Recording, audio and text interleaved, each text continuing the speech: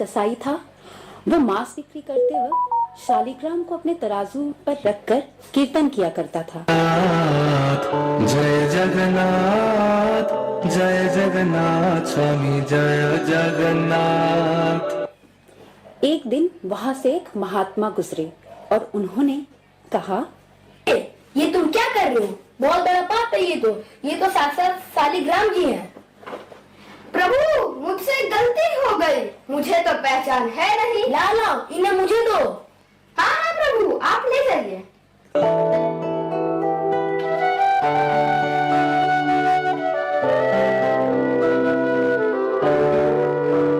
महात्मा शालिग्राम को अपने घर ले गए और उन्हें अभिषेक करवाकर माला चढ़ाकर रत्न सिंहासन में विराजमान करवाया और उन्हें भोग लगाकर कहा, हे प्रभु, आप भी उस कताई के यहाँ बैठे थे, अब आप विराजिए प्रेम से रत्न सिंहासन पे। अब आप भी विश्राम कीजिए और मैं भी विश्राम करता हूँ।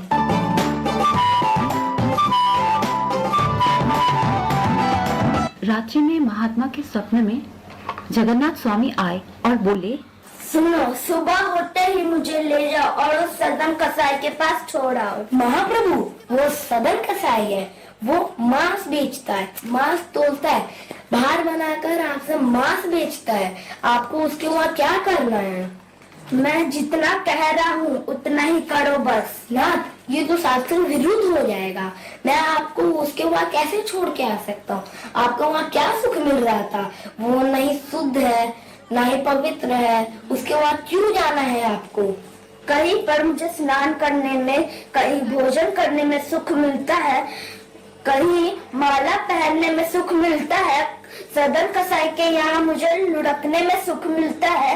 वो जब मुझे अपने तराजू में तोलता है तो मैं उधर लोटपोट होते हुए मजा आता है। मुझे उसके पास ही छोड़कर आओ। वो मांस बिक्री करता है, पर तोलते समय जो वो कीर्तन करता है मुझे अच्छा लगता है। मुझे वहाँ छोड़कर आओ। जगन्नाथ स्वामी का ये आदेश पाते ही अगली सुबह महात्मा सदन कसाई की दुकान की ओर चल पड़ा।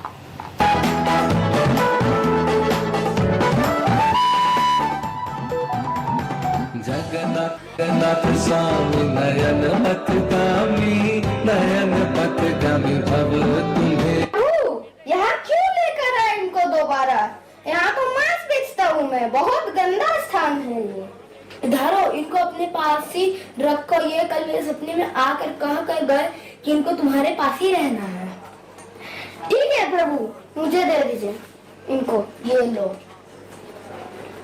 मैं इतना पापी, इतना गंदा इंसान, और ठाकुर जी मुझसे मिलने मेरे पास चले आए। मैं इनके लिए इतना भी नहीं कर सकता क्या कि ये दूषित काम ना करूं। ज्यादा से ज्यादा क्या होगा? भोजन नहीं मिलेगा, लेकिन इससे बड़ा क्या धन मिलेगा कि ठाकुर जी मेरे लिए व्याकुल हो रहे। आप मुझसे मिलने के लिए तड़प रहे थे, अब मैं आपसे मिलने के लिए तड़पूंगा। कसाई ने अपने मांस बेचने का कारोबार को बंद किया और अपनी दुकान का विक्रय करके निकल पड़ा जगन्नाथ स्वामी की खोज में। रास्ते में उसे एक पथिक मिला जिससे उसने पूछा, प्रभु, क्या आप बता सकते हैं कि मुझे जगत के नाथ कहाँ मिलेंगे? अवश्य, जगन्नाथ जी नीलाचल के पूरी धाम में निवास करते हैं। धन्यवाद।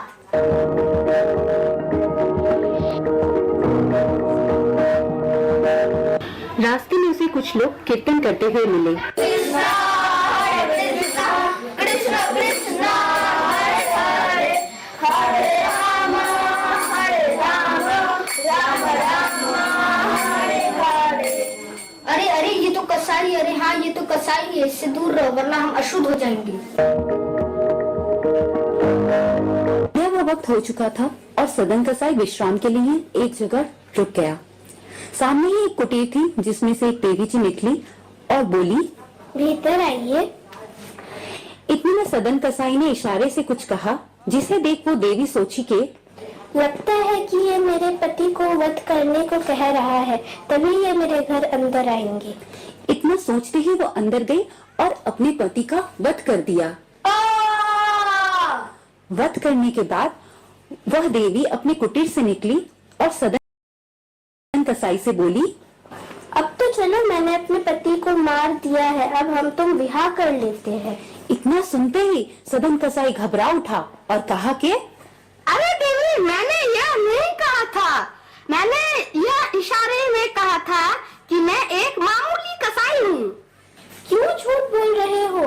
तुमने ही तो कहा था कि तुम अपने पति का वध कर दो, तब ही साथ रहूंगा। इतने में भीड़ इकट्ठा हो गई और सबने उस देवी से पूछा, क्या हुआ? फिर वो देवी बोलने लगी, इसने मेरे पति का वध किया है। अच्छा, इसने तुम्हारे पति का वध किया, चलो इसे राजा के पास ले चलते हैं।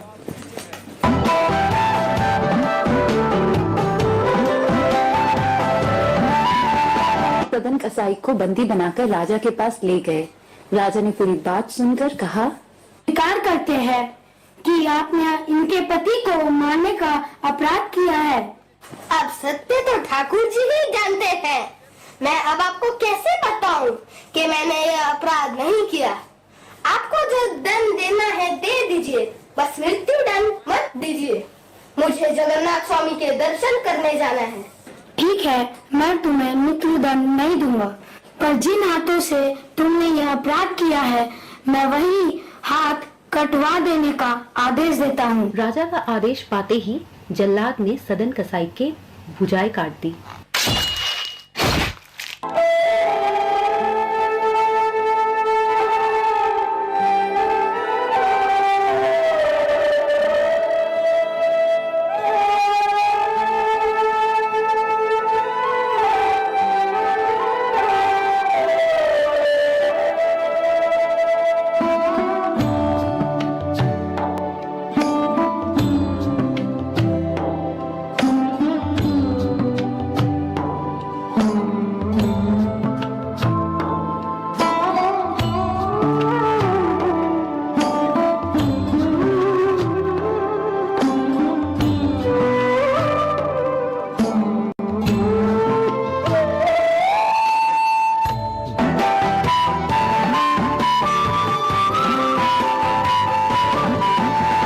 जगन्नाथ स्वामी नयन पथगामी भाव तुम्हें।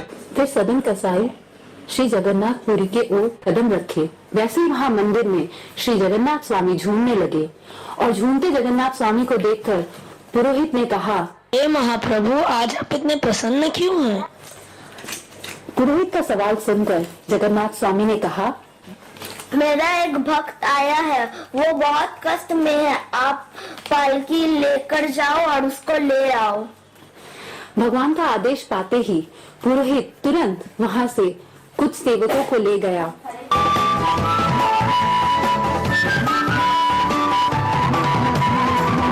और बाजार में जाकर पूछने लगा कि कौन है महाप्रभु का वो भक्त जिनके लिए उन्होंने पालकी भेजा है। और ये सुनकर सदन कसाई कहने लगा, मैं कितना सौभाग्यशाली हूँ कि आज ठाकुर जी के साथ उनके परम भक्त के भी दर्शन हो जाएंगे।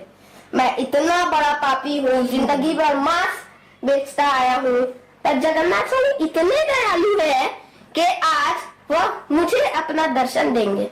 मैं जगन्नाथ स्वामी का परम भक्त नहीं, हटो, मैं हूँ।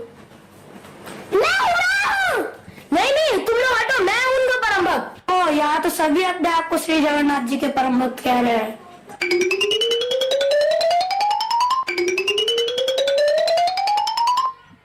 प्रभु, एक पालकी और आपके इतने सारे परम भक्त, हमें कोई संकेत दीजिए जिससे हम आपके असली परम भक्त को ला सके। जैसे मेरे दो भुजायन नहीं है, वैसे मेरे परम भक्त के भी दो भुजायन नहीं है। ठीक है प्रभु।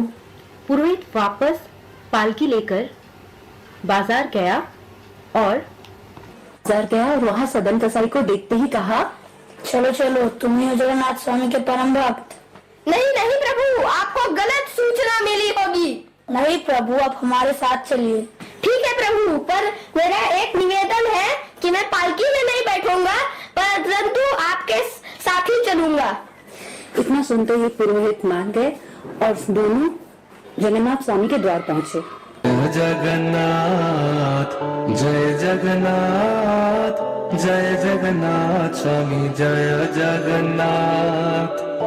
मंदिर पहुंचते ही सबको साष्टांग प्रणाम करते देख सदन कसाई ने सोचा, प्रभु, मैं कितना दुर्भाग्यशाली हूँ कि मेरे भुजाएं नहीं है, इसलिए मैं आपको साष्टांग प्रणाम नहीं कर पा रहा हूँ।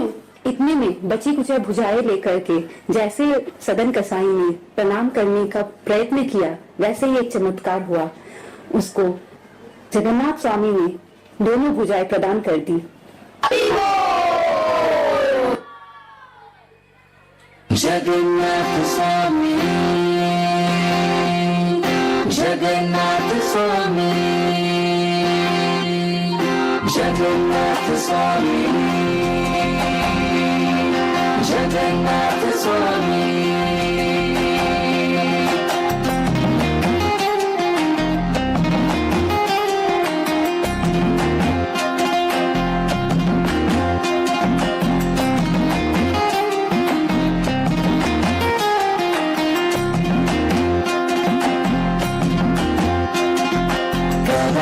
कालिंदी तटाविकीर्ण संगीत करावो, मेरा वीर नारी वदन कमला शोभन भूपहो, धरा शंभु ब्रह्मा पति गणेशाचिरपदो,